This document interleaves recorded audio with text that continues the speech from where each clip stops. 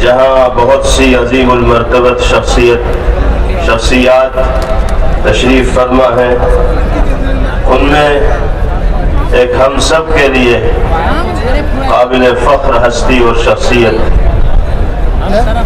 جن کو اللہ رب العزت والجلال نے شرف و سعادت، عزت و شہرت، قبولیت و قابلیت کے مقام بلند پر فائز کیا ہے، اور جو صاحبزادہ محترم ہیں اس عظیم المرتبت شخصیت کے، جنہوں نے اس ملک کی آزادی کے لیے اور انگریزی سامراج کو ناکو چنے چبانے کے لیے، ان کو گھٹنے ٹیکنے پر مجبور کرنے کے لیے ملک کی جیلوں کو آباد کیا، مشقتوں کو برداشت کیا، جو شخصیت ہمارے درمیان تشریف لانے والی ہے خطاب کے لیے، وہ اپنی نگاہوں سے ان حالات کو دیکھے ہوئے بھی ہیں اور ان واقعات کو اپنے بزرگ والد مرحوم سے سنی ہوئی بھی ہے۔ میری مراد ہم سب کے مخدوم و محترم امیر ملت اسلامیہ، امیر الہند، صدر جمعیت علماء ہند دارالعلوم دیوبند کے صدر المدرسین حضرت اقدس مولانا سید ارشد مدنی دامت برکاتہ العالیہ ہے کہ حضرت والا سے انتہائی ادب کے ساتھ درخواست کرتا ہوں کہ لاکھوں کا یہ مجمع آپ کے خطاب کو سننے کے لیے یہاں حاضر ہے۔ آپ کی آواز دلوں کو اپیل کرنے والی ہے، حالات کے تناظر میں آپ اپنی رہنمائی سے اس مجمع کو مستفیض کر رہے ہیں۔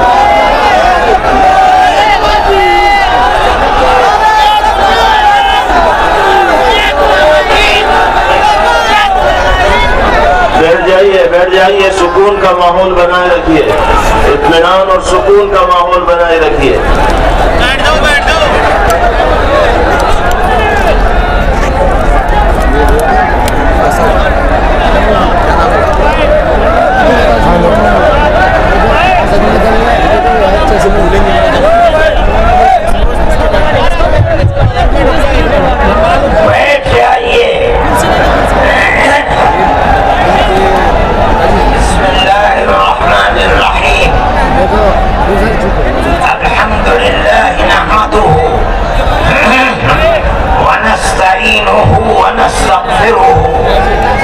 ونؤمن به ونتوكل عليه ونعوذ بالله من شرور أنفسنا ومن سيئات أعمالنا، من يهده الله فلا مضل له ومن يضلله فلا هادي له، ونشهد أن لا إله إلا الله وحده لا شريك له، ونشهد أن سيدنا ومولانا محمدا عبده ورسوله، أما بعد۔ صدر محترم عزیزم محمود اسعد سلمہ، مہمانان کرام، دوسرے دھرم سے تعلق رکھنے والے بنیادی حضرات، مسلمان اس ملک کے اندر ہم اور آپ گاؤں در گاؤں، ہندو اور مسلم 1400 سال سے تقریباً ایک ساتھ رہتے ہیں، ہمارا کوئی اختلاف نہیں۔ ہم نے کبھی کسی دھرم کے آدمی کو اپنا دھرم چھوڑ کر اسلام دھرم کو اپنانے کی زبردستی نہیں کی۔ ہمارا ماننا ہے کہ دھرم وہ چیز ہے جس کو آدمی اپنے دل سے قبول کرتا ہے۔ اگر کوئی طاقت بزور و زبردستی کسی کو کسی دھرم کا پابند بناتا ہے تو وہ اس دھرم کا پابند نہیں ہو سکتا۔ آپ دیکھیے کمیونزم آیا، بخارا، سمرقند، تاشقند، ازبکستان، تاجکستان، پورے روس کے اندر، قزاقستان، قرغیزستان، آذربائیجان، یہ وہ ملک ہیں جو ملک خالص اسلامی ملک تھے، مگر کمیونزم نے اپنی طاقت کے بلبوتے پر مسجدوں کو توڑ دیا، نمائش گاہ بنا دیا، اور 80-90 سال میں یہ لگنے لگا کہ اسلام کا جنازہ نکل گیا۔ لیکن آپ دیکھیے کہ بزور و زبردستی کوئی دھرم ختم نہیں ہو سکتا۔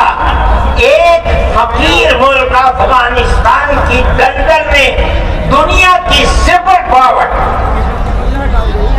پھنس کر دفن ہو گئی، ٹکڑے ٹکڑے ہو گئی، ختم ہو گئی۔ یہ ملک آزاد ہوئے اور مسجدوں سے پھر اللہ اکبر اللہ اکبر کی آواز بلند ہونے لگی۔ اس لیے کہ انہوں نے یہ سمجھا تھا کہ زبردستی اسلام کو تباہ کر کے، ختم کر کے، مسجدوں کو توڑ کر ملک ختم ہو جائے گا، اسلام ختم ہو جائے گا۔ ایسا نہیں ہے۔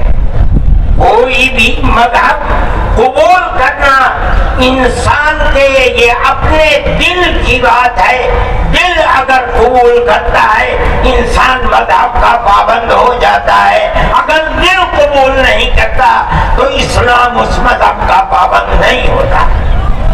ہم اس ملک کے اندر ہندو مسلم کے ساتھ بھائی بھائی کی طرح رہتے ہیں۔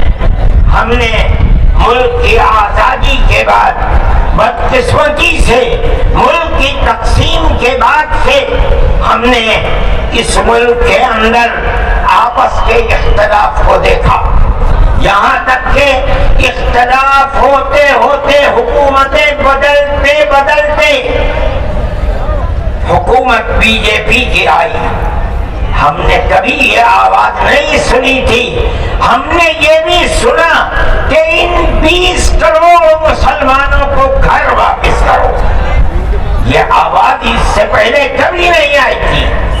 فرقہ پرست ذہنیت اتنی آزاد ہو گئی کہ وہ یہ سمجھتی ہے کہ ہم 20 کروڑ مسلمانوں کو پھر دوبارہ واپس کر کے اپنے گھر کی طرف لے جائیں گے، یعنی اس کا مطلب ہے کہ ہم ان کو ہندو بنائیں گے، اس لیے کہ ہندو ان کا گھر ہے، ان کے باپ دادا ہندو تھے۔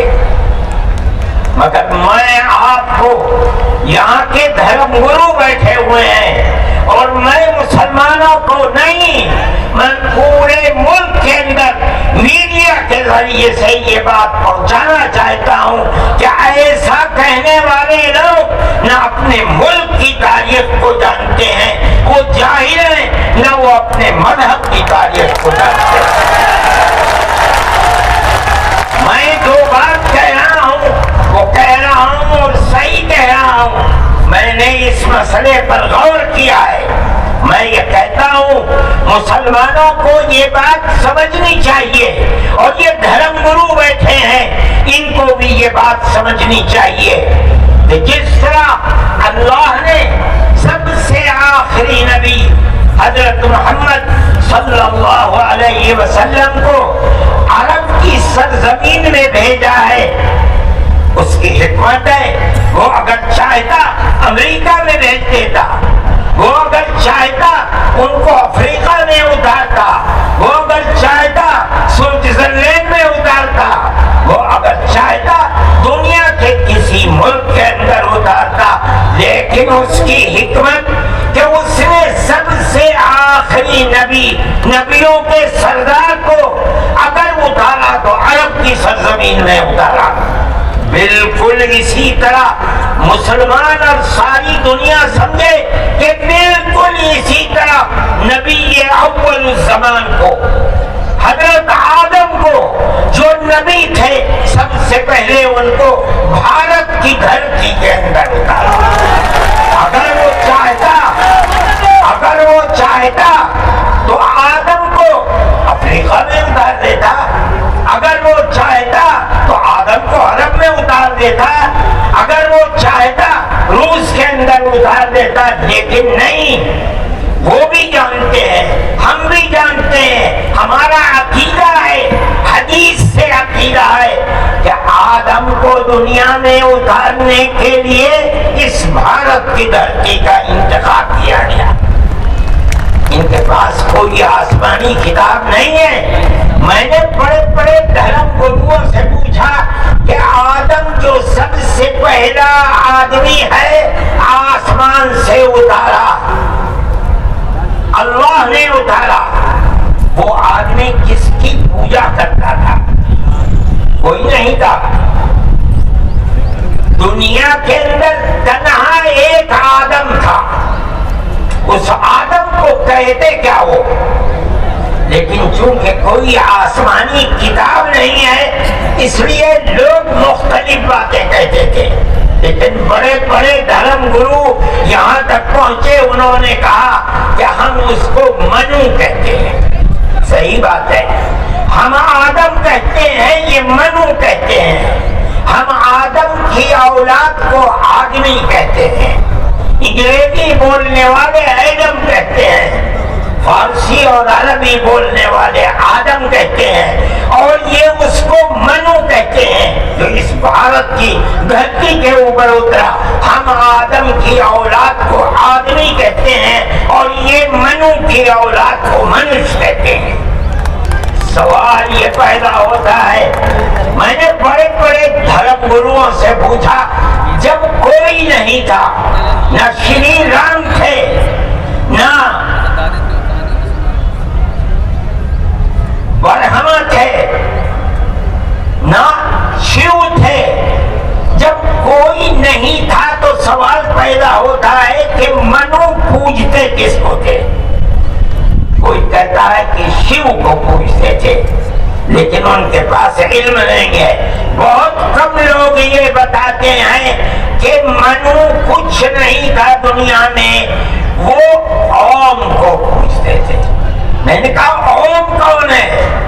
بہت سے لوگوں نے کہا کہ وہ ایک ہوا ہے جن کا کوئی روپ نہیں ہے، کوئی رنگ نہیں ہے، وہ دنیا میں ہر جگہ ہے، ہوا ہر جگہ ہے. انہوں نے آسمان بنایا، انہوں نے زمین. میں نے کہا کہ ارے بابا، انہی کو تو ہم اللہ کہتے ہیں، انہی کو تو تم ایشور کہتے ہو، اسی کو تو ہم اللہ کہتے ہیں. فارسی بولنے والے خدا کہتے ہیں، انگریزی بولنے والے گاڈ کہتے ہیں.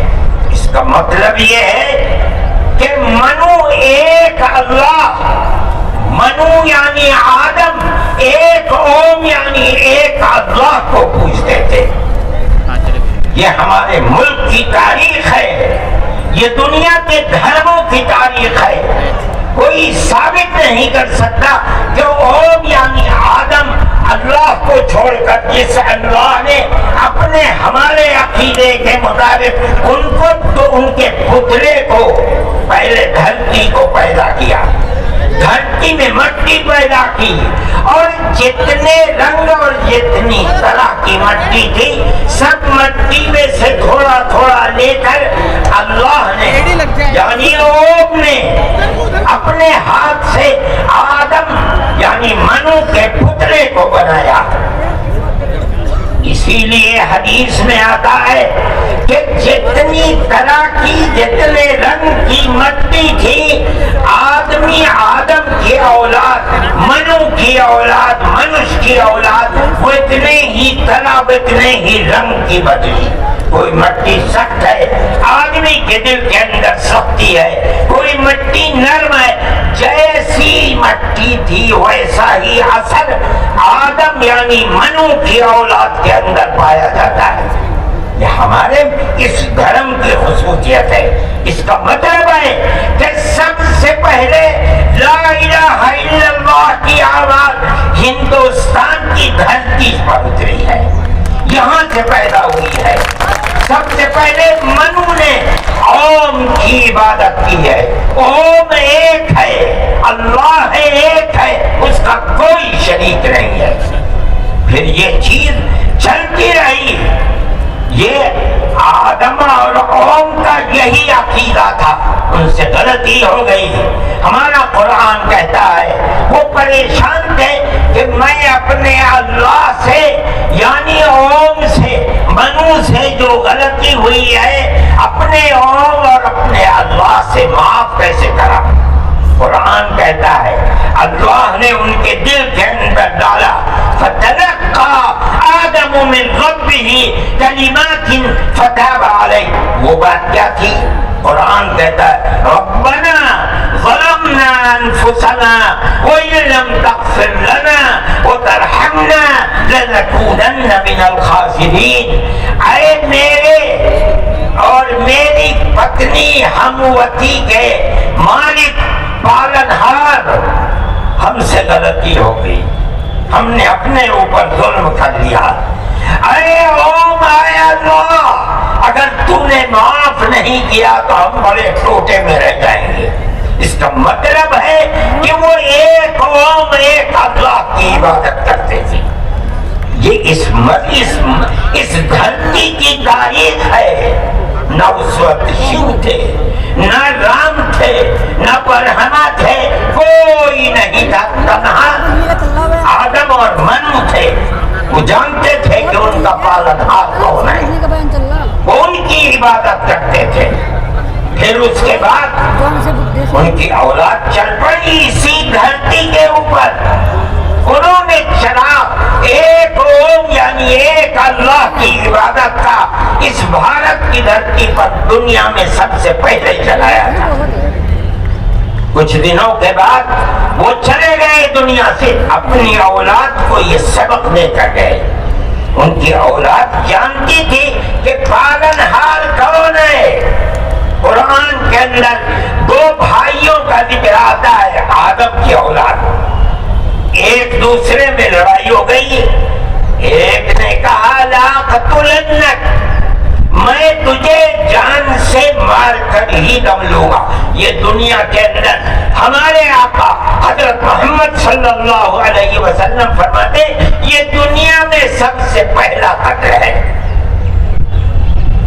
دوسرے بھائی نے کیا کہا لیکن بسطت الی یدک لتقتلنی ما انا بباسط یدی الیک لاقتلک. اے بھائی اگر تو مجھے قتل کرے گا, ہاتھ بڑھائے گا, میں تو تجھے قتل کرنے کے لیے ہاتھ نہیں اٹھاؤں گا.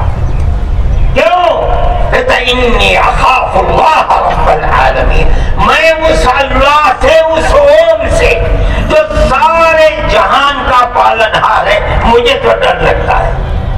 یہ کس نے بتایا کہ اللہ ہے اوم اور وہ ساری جہان کا پالنہار ہے؟ یہ وہی ہے جو پاک نے بتایا تھا, منو نے بتایا تھا, آدم نے سکھلایا تھا. آدم اس دنیا سے چلے گئے, 10, 20, 25, 50, 100 پیڑھیوں کے بعد اولاد بھول گئی سبق. دائیں بائیں ہونے اللہ نے دوسرا نبی بھیج دیا, جس کو حضرت شیش کو بھیجا. دنیا کہتی ہے کہ ان کی قبر اجودھیا کے اندر موجود ہے.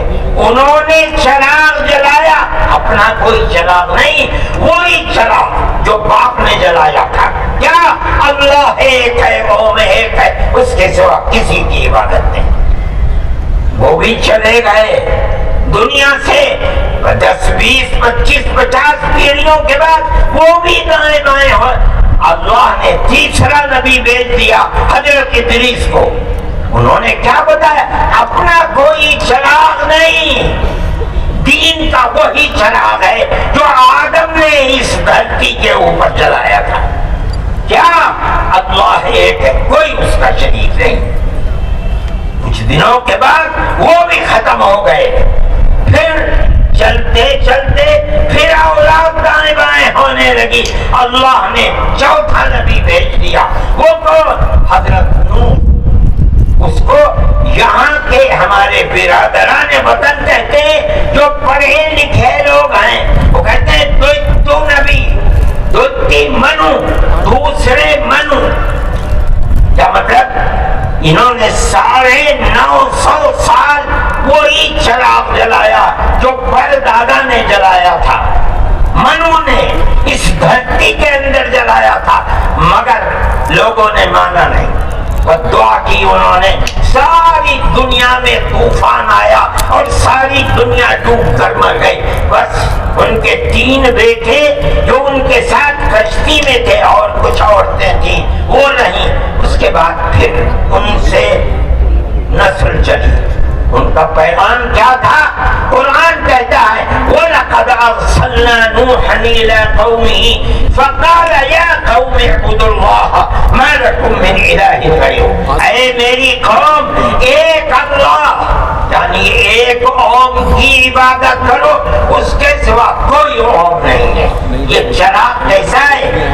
نوح کا اپنا جلایا ہوا نہیں، بھارت کی دھرتی پر جو چراغ جلاتا تھا اسی چراغ کو ہر نبی جلاتا ہے۔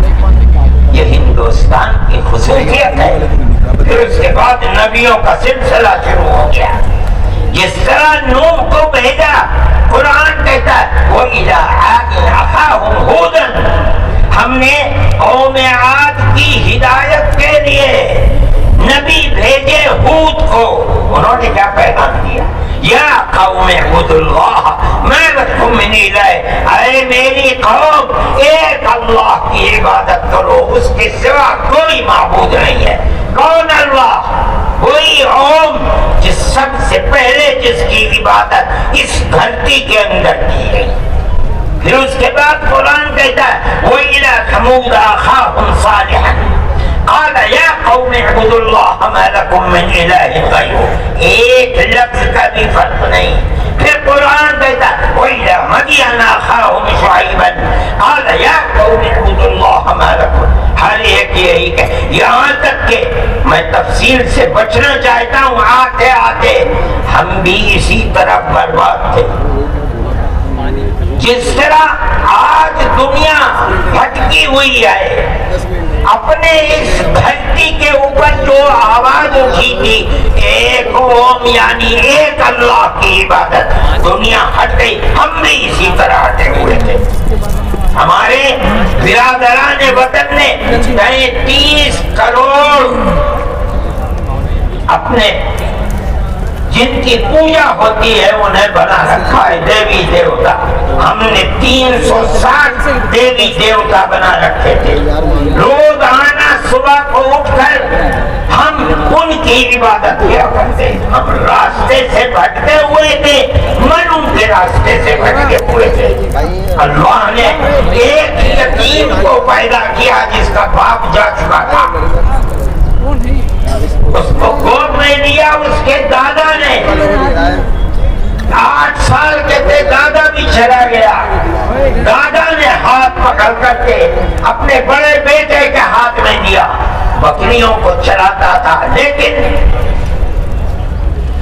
عرب کے لوگ پڑوسیوں کے اوپر ظلم کرتے تھے، اس کا ویوہار بہت اچھا تھا، رشتہ داروں کے مال کو لوٹتے تھے، رشتہ داریوں کو توڑتے تھے، وہ جوڑتا تھا، غریبوں کی مدد کرتا تھا، ان کے بوجھ کو اپنے سر پر لیتا تھا، سچ بولتا تھا، جھوٹ نہیں بولتا تھا، کسی کی امانت کے اوپر دستدرازی نہیں کرتا تھا۔ جب وہ 40 سال کا ہوا تو اس نے وہی چراغ جو بھارت کی دھرتی پر چلا تھا اس کو عرب میں چلایا۔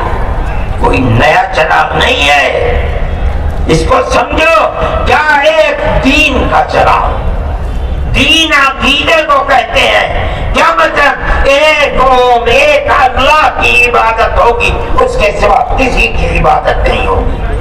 منیب غامدی کہتے ہیں کہ میں بازار میں تھا، میں نے دیکھا کہ ساری دنیا خرید و فروخت کر رہی ہے، ایک آدمی ہے جو یہ کہتا چلتا ہے یا ایھا الناس وحدوا اللہ تفلحوا، اے لوگوں ایک اللہ ایک قوم کی عبادت کرو سفل ہو جاؤ گے۔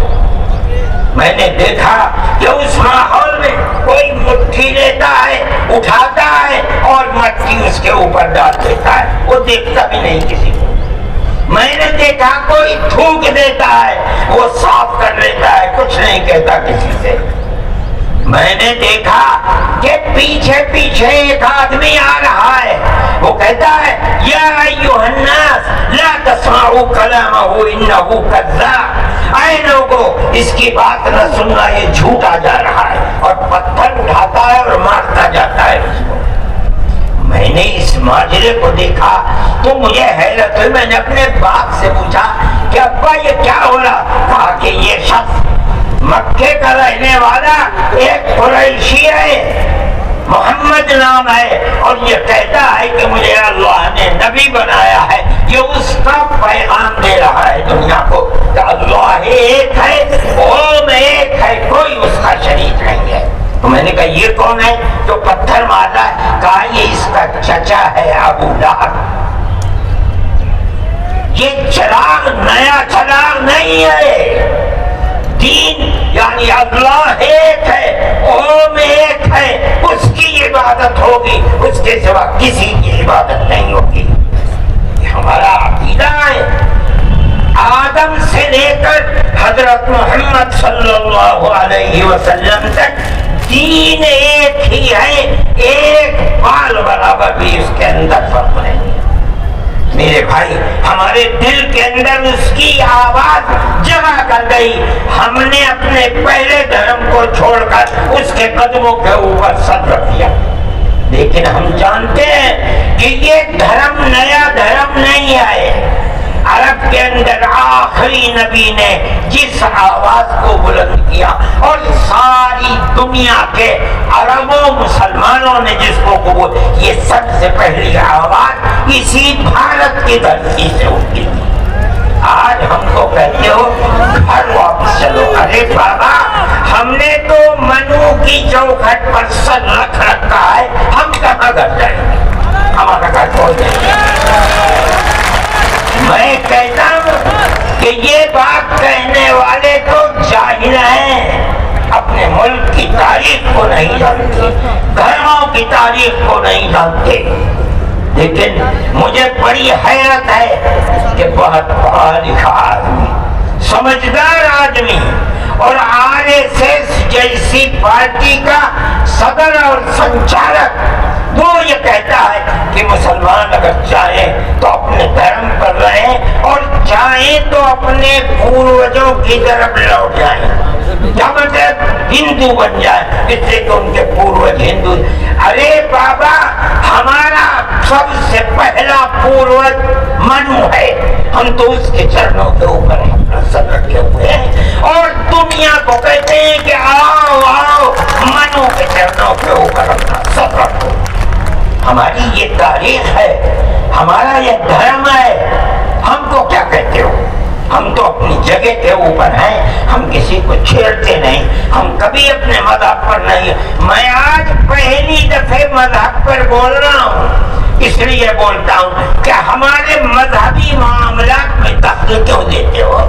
ہم کہتے ہیں تم جاہل ہو، تمہیں پتہ نہیں ہے، تم نہیں جانتے اس ملک کی تاریخ کیا ہے۔ ہم تمہیں بتاتے ہیں اس ملک کی تاریخ یہ ہے کہ اللہ نے، قوم نے اسی دھرتی کے اوپر منو کو اتارا ہے، منو یعنی آدم کو اتارا ہے، ان کی بیوی ہم حوا کہتے ہیں، وہ حنوتی کہتے ہیں، اس کو اتارا ہے۔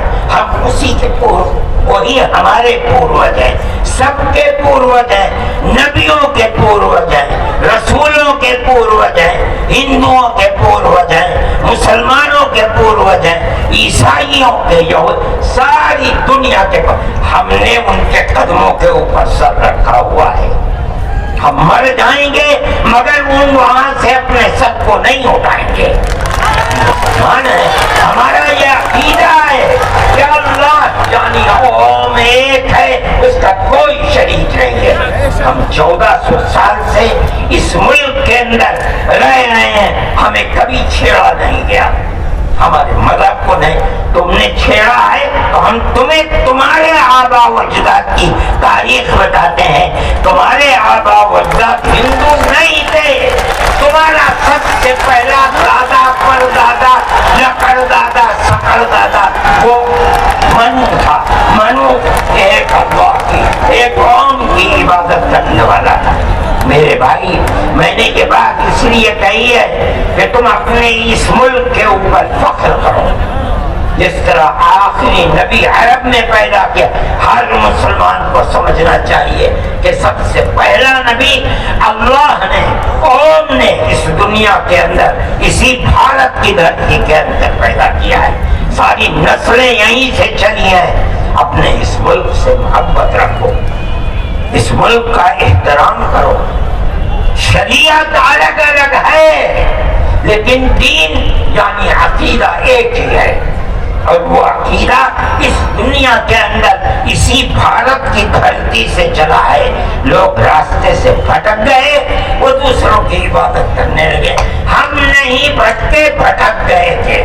یہ اوپر والے کا کرم ہے کہ اس نے پھر ہمیں وہیں پہنچا دیا جہاں ہمارے جد امجد منو تھے, جس کا راستہ ہمیں بتایا حضرت محمد صلی اللہ علیہ وسلم نے. اس لیے لا الہ الا اللہ محمد رسول اللہ, یہی ہمارا عقیدہ ہے, ہم اس کے اوپر قائم ہیں. میں اپنی بات کو ختم کرتا ہوں. میں فرقہ پرستی کا مخالف ہوں, اور میں سمجھتا ہوں کہ اس ملک اور اس دھرتی پر رہنے والا, صحیح دماغ رکھنے والا فرقہ پرستی کا مخالف ہوگا. فرقہ پرستی کے ساتھ ملک میں نہ امن و امان رہ سکتا ہے, اور نہ اس ملک کے اندر چین و سکون کسی کو میسر ہو سکتا ہے. ہمیں اور آپ کو ایک دوسرے کا ہاتھ پکڑ کر چلنا چاہیے. آپ جہاں بھی ہوں, اپنے گھر میں ہیں, اپنے محلے میں ہیں تب, اپنے گاؤں میں ہیں تب, اپنے شہر میں ہیں تب, بازار میں اپنی دکان پر ہیں تب, اور اگر جنگل میں اپنے کھیت کے اوپر ہیں تب, ہر جگہ آپ کو پیار اور محبت کا پیغام دینا چاہیے. قطع نظر اس کے کہ آپ کے پڑوس میں, آپ کی دکان کے پڑوس میں, آپ کے کھیت کے پڑوس میں کون ہے, اس کا مذہب کیا ہے, اس سے کوئی سروکار نہیں. یہ ہمارا دین ہے, ہمارے آقا حضرت محمد صلی اللہ علیہ وسلم کا بتایا ہوا طریقہ ہے. کسی انسان کے ساتھ ظلم و زیادتی کرنا, پیار و محبت کے بجائے دشمنی کرنا, اس کا مطلب ہے کہ وہ رسول اللہ کی زندگی اور ان کی تعلیمات سے ناواقف ہے. میں مولانا محمود صاحب کا اور آپ سب حضرات کا شکر گزار ہوں. موجودہ ملک کی صورتحال جس کا میں نے ذکر کیا, یہ تکلیف دہ صورتحال ہے.